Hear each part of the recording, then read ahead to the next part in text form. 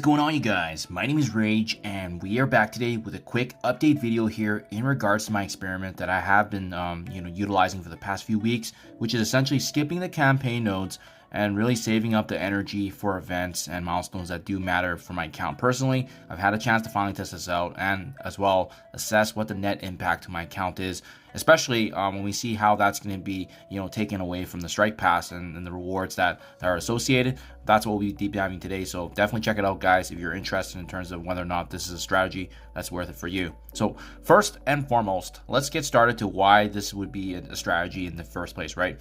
The context is that there's many events that typically get thrown our way. Typically they're only 6 to 7 days. This is essentially how you break that mold.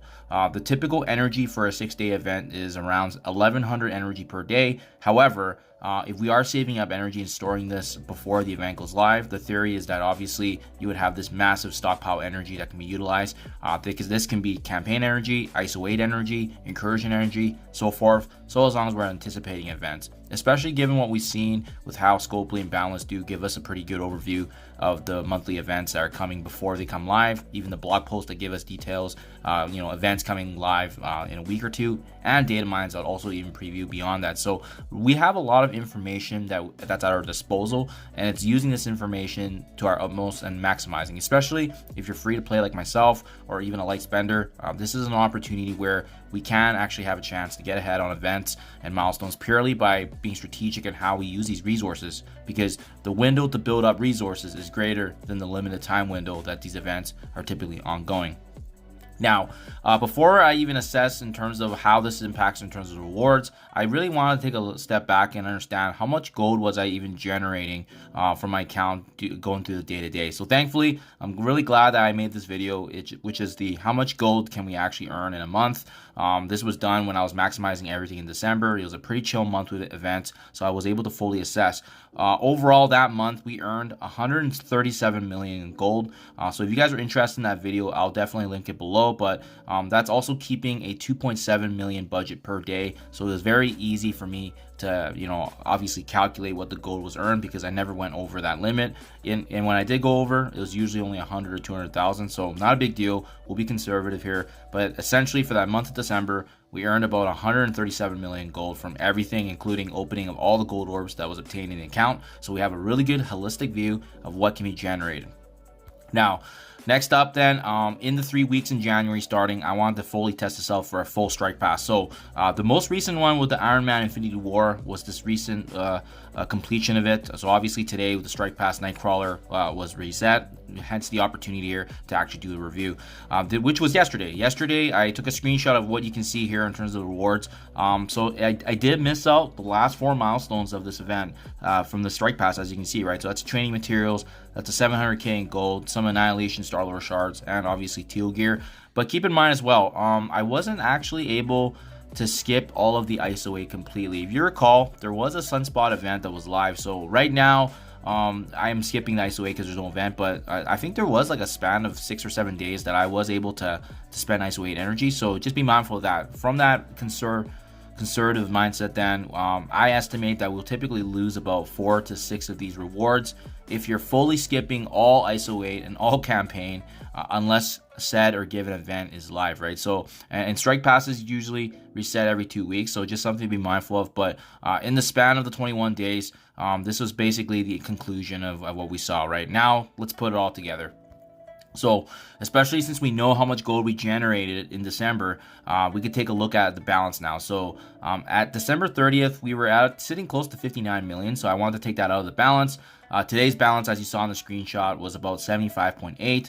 We're going to add in the 18 million that I actually spent. And this was really easy to predict because there was 3 days from January 15th to 17th where I did spend 6 million per day to bring up my Extreme X-Men, just to bring them up and make the raid videos. So those were at least easy and clear point days for me to understand and document. I kept track of it. And then after that, we know that there's going to be a war reward that comes usually in the payout of 13 million happening at the end of the month.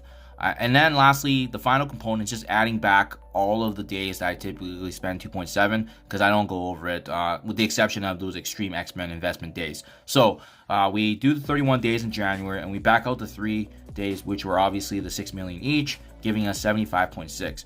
putting this all together, guys, for the month of January anyways, outside of any of these gold orb fragments that I might be able to get, we're projecting here to be about 124 million gold earned in January. And again, this is a conservative figure. This is not factoring in if I open gold orbs, because we're just trying to get to a quick and dirty number here compared to what we generated in December.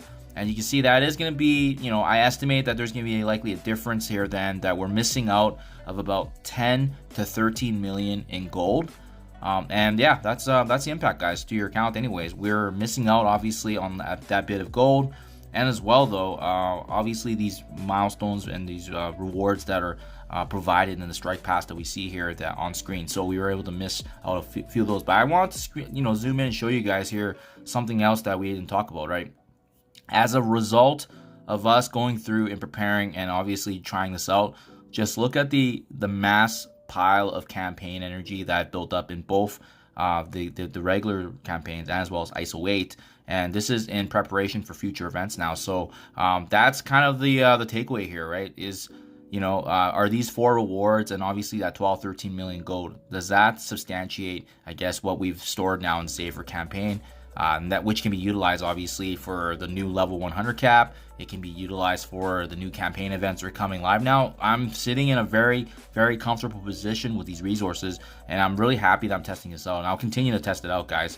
That's kind of why I wanted to give you a quick update here for the gold anyways, in case you're wondering, but it's negligible. 10 to 13 million gold is really not going to be that big of a difference. It's really going to be the takeaway here in terms of what you're going to be saving now going forward, especially with the never-ending number of events and milestones, especially now that we've seen many of these coming live here with the 100 level cap increase. So in my honest opinion, guys, not much gold was lost. However, you're going to be losing the opportunity here of maximizing campaign energy that's generated daily from you not obviously going through and storing energy. For example, our energy is typically generated every 5 minutes, I believe, 5-10 minutes, and we don't have that right now, but we still have the free claims, we still have the opportunity core, and we still have the web store free claims as well. So there's many opportunities for us to keep adding campaign energy, and that's how I built up the balance I did, right? So I do not recommend this strategy if you guys are new or you're in the mid game, because